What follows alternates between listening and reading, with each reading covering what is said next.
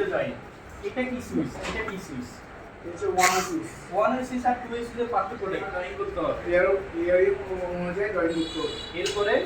এরপরে তারপর হচ্ছে যে ডায়াগ্রাম অনুযায়ী সবকিছু ফিটিং করি বসাইতে হবে।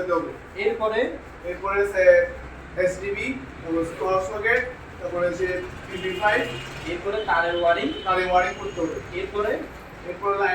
এরপর তার ইনস্টলেশন বের করতে হবে। সম্পূর্ণ কানেকশন শেষ করার পরে তারপর হচ্ছে শেষ করার পরে আমাকে হাউসকিপিং এসডিবি বক্স, এটা পাওয়ার সকেট, কম্পাউন্ড পাওয়ার সকেট, এটা হচ্ছে স্যাডেল।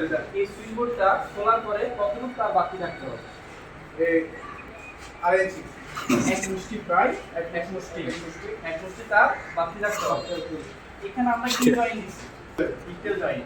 এটা কি সুইচ? হচ্ছে one switch. One way switch আর টু ওয়ে সুইচের পার্থক্যটা কি? ওয়ান সুইচ হচ্ছে একমুখী আর টু ওয়ে সুইচ দুইমুখী। টু ওয়ে সুইচ কোথায় ব্যবহার করা হয়?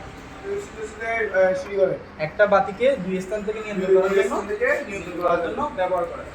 আচ্ছা, আপনি কোথায় কত আর তার ব্যবহার করছেন? আমরা লাইটিং এর জন্য 1.5 আরএম ব্যবহার করা হয়েছে, আর হচ্ছে এসজিবি বক্সের জন্য ঘরবাড়ির জন্য যখন আমরা তার আনবো তখন ফিউজের জন্য আমরা পাওয়ার সকেটের জন্য আমরা ব্যবহার করবো 2.5, সর্বনিম্ন 2.5।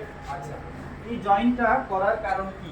এই জয়েন্টটা করার কারণ হচ্ছে সবকিছু তার একসাথে মুঠোই জিনিসটাকে সুন্দরভাবে অর্থাৎ টান অবস্থায় থাকবে। টান অবস্থা থাকবে নাচুরার জন্য দীর্ঘস্থায়ী হওয়ার জন্য করা হয়। আপনি কেন ব্যবহার করা হয়? আর্থিক ব্যবহার করা হয় ঘরবাড়ি সুরক্ষার জন্য।